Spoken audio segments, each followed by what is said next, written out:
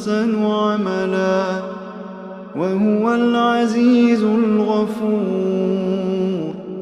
الذي خلق 7 سماوات طباقا ما ترى في خلق الرحمن من تفاوت فارجع البصر هل ترى من فطور ثم ارجع البصر كرتين ينقلب إليك البصر خاسئا وهو حسير.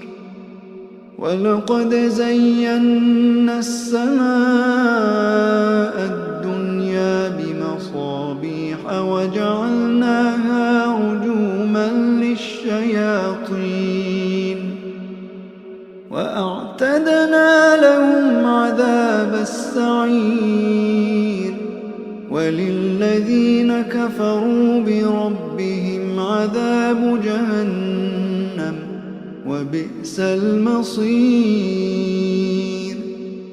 إذا ألقوا فيها سمعوا لها شهيقا وهي تفور تكاد تميز من الغيظ كلما ألقي فيها فوج سألهم خزنتها ألم يأتكم نذير قالوا بلى قد جاءنا نذير فكذبنا وقلنا ما نزل الله من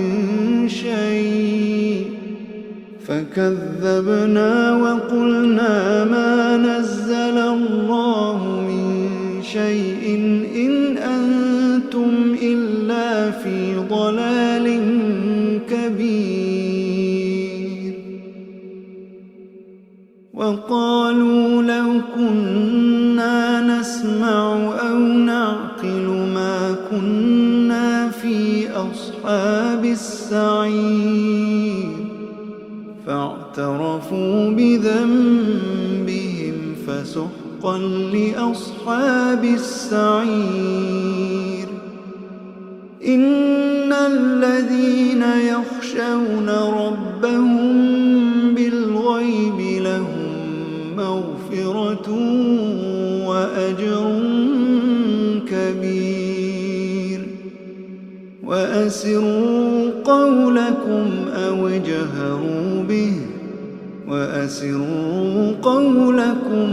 اجهروا به إنه عليم بذات الصدور. ألا يعلم من خلق وهو اللطيف الخبير.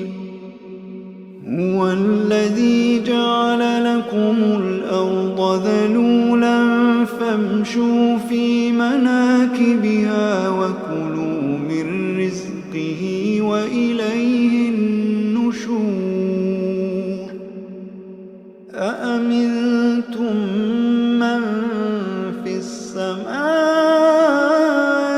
أن يخسف بكم الأرض فإذا هي تمور أم أمنتم من في السماء أن يرسل عليكم حاصبا فستعلمون كيف نذير. ولقد كذب الذين من قبلهم فكيف كان نكير. أولم يروا إلى الطير فوقهم صافات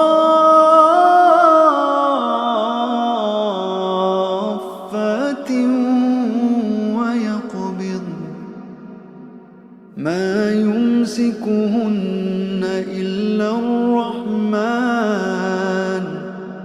إنه بكل شيء بصير.